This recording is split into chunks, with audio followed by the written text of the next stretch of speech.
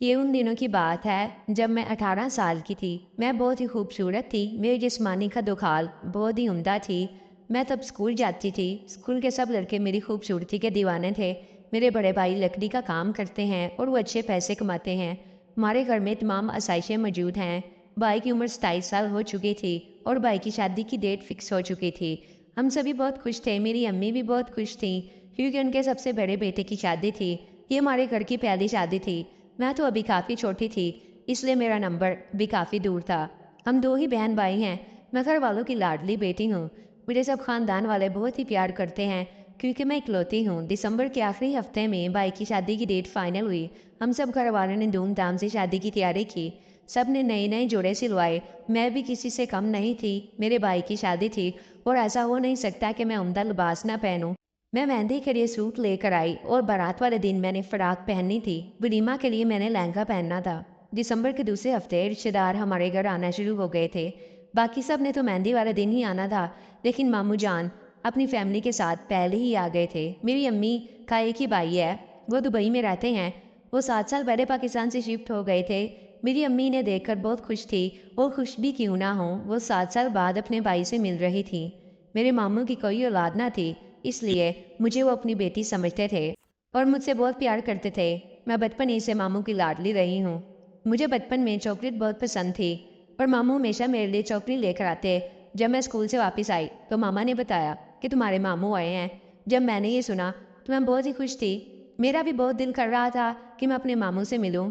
मैंने अम्मी से कहा कि कहाँ है मामू। अम्मी ने कहा ऊपर कमरे में आराम कर रहे हैं। मैंने अपना बस्ता उतारा और भागकर मामू के कमरे में चली गई। भागकर मामू के साथ लिपट गई। मैं मामू से मिलकर बहुत खुश थी। काफ़ी देर मामू के साथ बैठी रही, गपशप की। मामू ने मुझे कहा, राबिया तुम तो बहुत बड़ी हो गई हो, देखो पता भी नहीं चलता कब बच्चे बड़े हो जाते हैं। मैंने कहा मामू, और आप तो बुढ़े हो रहे हैं। मामू मेरी बात पर हंस पड़े और कहने लगे, मैं आज भी जवान हूँ। मैंने कहा मामू आप मेरे लिए चॉकलेट नहीं लाए। मामू कहने लगे नहीं, मैं नाराज़ हो गई। मैं जाने लगी तो मामू ने कहा, अरे मजाक कर रहा था, ऐसा भी हो सकता है कि हम अपने बेटे के लिए चॉकलेट ना लाएं। तो मैंने कहा फिर दो ना। मामू ने कहा अच्छा बाबा। फिर मामू ने एक बैग से चॉकलेट का डब्बा निकाला और मुझे दो चॉकलेट दे दी। मैंने कहा मामू मुझे सारा डिब्बा चाहिए। मामू ने कहा इतनी भी क्या जल्दी है, ये सारी तुम्हारे लिए ही हैं, लेकिन अभी अगर मैं तुम्हें सारा डिब्बा दे दूँ तो तुम इन्हें ख़त्म करके मुझे दोबारा तंग करोगी। मैंने मामू से कहा बहुत समझदार हो गए हैं। मामू मेरी बात पर हंस दिए और कहने लगे चलो अब मेरे लिए चाय बना कर लाओ।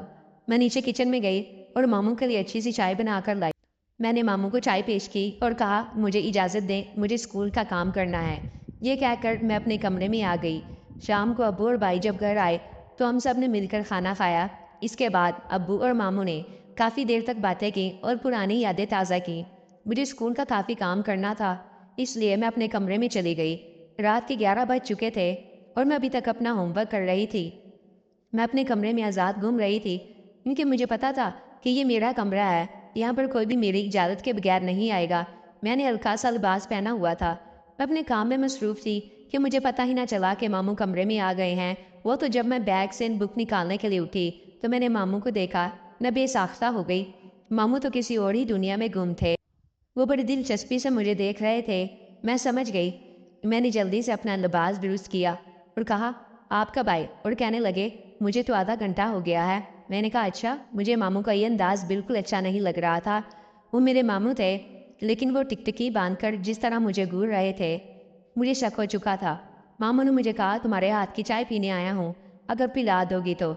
मैंने कहा जी ज़रूर। मैं नीचे गई और गरम गरम चाय मामू को ला कर दी। मामू ने चाय पी और मेरी तारीफ करते हुए कहा तुम्हारे हाथ की चाय पीकर तो मुझे बहुत सुकून मिल गया, और जाते हुए मुझे एक चॉकलेट दे गए। अब मामू ने अपनी हरकतों को जारी रखा और दिन ब दिन मेरे करीब होते गए। एक दिन मामू ने मुझसे पूछ लिया शादी का क्या इरादा है?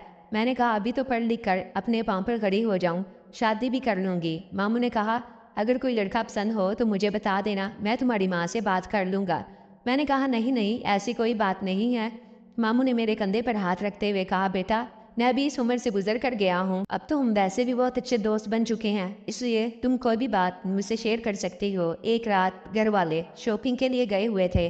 मैं और मामू घर पर अकेले थे और घर वालों को वापसी में सुबह हो जानी थी क्योंकि वो दूसरे शहर गए थे। मैं मामूल की तरह स्कूल का काम करने लगी। مجھے یاد آیا کہ میں نے اپنے ماموں سے چاکلیٹ تو لی ہی نہیں۔ میں ماموں کے کمرے میں گئی اور کہا، ماموں آپ نے مجھے آج چاکلیٹ نہیں دی۔ ماموں کسی سے فون پر بات کر رہے تھے، انہیں سمجھ ہی نہیں آئی میں کیا بول رہی تھی۔ میں نے 2-3 مرتبہ کہا لیکن ماموں نے نہ سنا۔ جب میں نے چوتھی بار کہا تو ماموں نے مجھے غصے سے کہا، تمہیں نظر نہیں آ رہا کہ میں فون پر بات کر رہا ہوں؟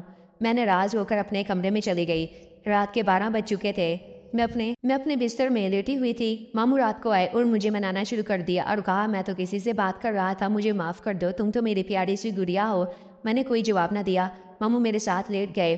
وہ مجھ سے معافی مانگ رہے تھے لیکن میرا منہ بنا ہوا تھا۔ ماموں نے کہا، چلو چاکلیٹ کا پورا ڈبہ لے لو۔ جب میں نے یہ سنا تو میرے چہرے پر ہلکی سی مسکراہٹ آئی، لیکن ماموں بولے کہ اس کی ایک شرط ہے۔ میں نے کہا، کیسی شرط؟ انہوں نے بتایا تو میرے پیروں تلے زمین نکل گئی، میرے ہوش خطا ہو گئے۔ میرے نہ کرنے کے باوجود مجھے پکڑ لیا۔ اور اگر آپ کو میری ویڈیوز اچھی لگ رہی ہیں تو مجھے کمنٹ کر کے ضرور بتائیں اور ویڈیو کو لائک کرنا نہ بھولیں۔